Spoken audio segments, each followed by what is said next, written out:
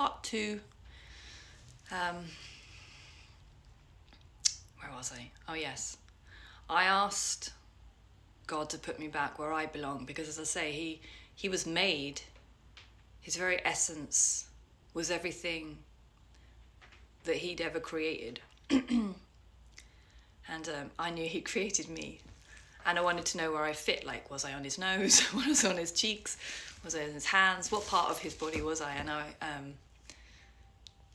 he put me, as I say, in his heart. And the way that it was visualized to me as he did that, I was like, he placed his hand out exactly like it looks right there, actually, as if you could walk onto my hand here. And he pulled me and he put me into his, it was like a cave. His heart was like a cave. And so again, I seemed to always just, like, I had my legs dangling out like a little kid, just looking at the expanse of the universe and everything that I just watched to this point. And I just, as soon as he put me in his heart, wow,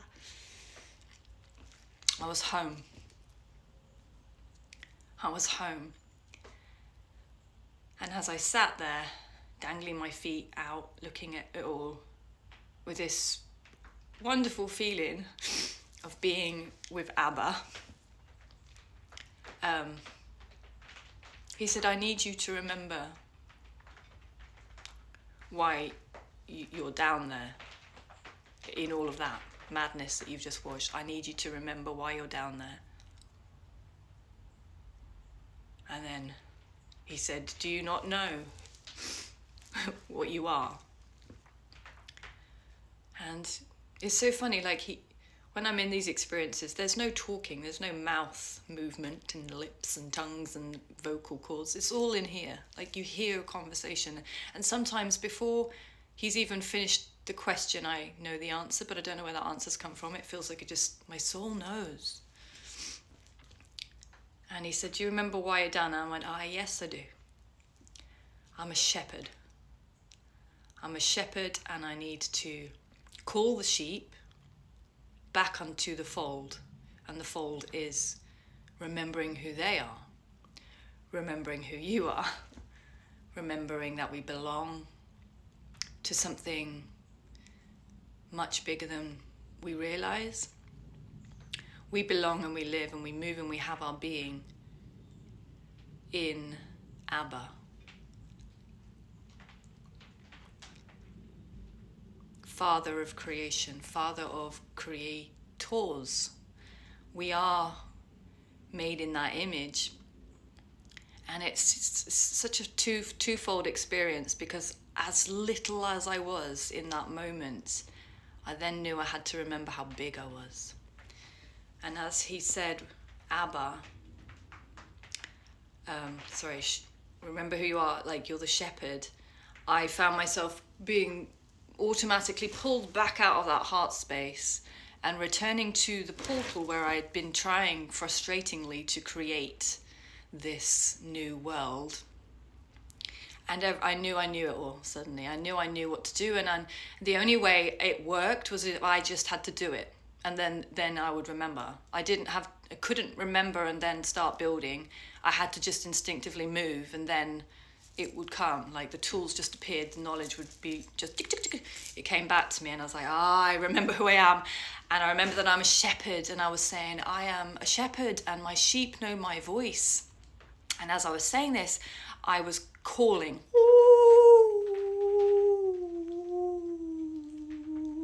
And as I called in these strange noises, but perfectly beautiful, like angelic, like just flowing out, as I called, I saw the echo of that call, and it went out to the world, and people, whether they realized it or not, they didn't even have to be in my physicality, something in their spirit heard, and they were sort of magnetized back to me. But me as God creator, it was all like all connected, but a pulling, like a blanket, and you're pulling it, but everything that's on that blanket is going to automatically come with it. It was like I was pulling everything back and pulling it back into God, pulling it back into love. And I started to cry because I said, I need to let these people know that there is love at the end of the tunnel. because without this knowledge, they're going to face that fear. And I think it was represented by a spider, just simply because I have a fear of spiders, maybe. I don't know. I don't know if it's a literal thing, but I know like you can see things visually. But what I needed to let them know was, A, wake the fuck up, get out of that hologram and just walking around thinking that you're living a life and it looks so, but there was no purpose, no nothing in it. It was the matrix, or the essence of the matrix.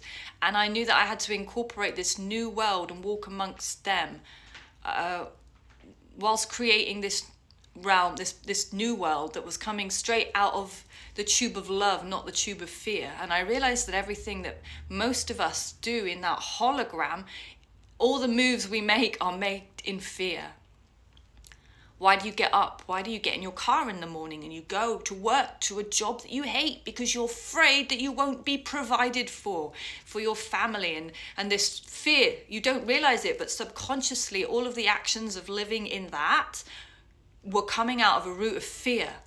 What all the moves that people made, all the adjustments, all the people that they were with, all the people they had relationships with, everything was like fear, so much of it. And I was trying to say, there is another way. You can live a life, and the manifestations of the way that you live, you move, you have your being are coming out of love. And I just want to tell you, like, the supernatural gifts in me at the moment, and I know it's happening for others. I'm connecting with people that we're having telepathy, we're having synchronicities, we're starting to play the game of love, and it's like, oh, we can have some fun with this. Oh, I never knew this could happen. We're like kids, yet spirit is flowing, going, yes! They're all remembering, they're waking up, and it's fun, and it's joyous, and it's freedom, and it's about experiencing and being a part. We are partaking in being creators. But let's create something out of love. And without that polarity of seeing the fear, I wouldn't have had this push, propel me forward to know that I'm here to create things out of love. There's been some pretty wild things going on, but it's I've seen visions where in the end times, or the world is going to get darker. That fear is going to get darker in a sense, and there's a lot of the script is changing into a different narrative. But I've seen in like the future, the woke ones they look like Marvel characters. I had invisibility cloaks. We were walking amongst the normal people that were in that hologram of illusion of fear, and the politicians, everything got darker and darker. And yet there was the woke ones, and we were new creations. We were superhuman beings. We all had different gifts and different things, and we were kind of like living off grid, but we didn't have shops. It was so very much like some of these futuristic movies that you watch. But I'm starting to walk into this now. Like the gifts are getting, unquote, like they're happening so fast. It's like you can't even stop. It's like you can't write this shit. The things that are happening. It's quite crazy. But I've always seen this and I've always known this. But when it arrives, it's like, ooh, that's interesting. And I know it's going to get wilder. It's going to get weirder. And I know there's some people who are going to resonate and they're going to come to that call. The right people are going to like be activated or like woken up by that call. It's echoing out. I've sent it. And I'm going to continue. It's waves. Whoa. So if you hear the call, you'll find yourself in the perimeters of the effects of this ripple of living in a totally different way. Divinity wrapped in skin, kissed by Creator. Love you guys.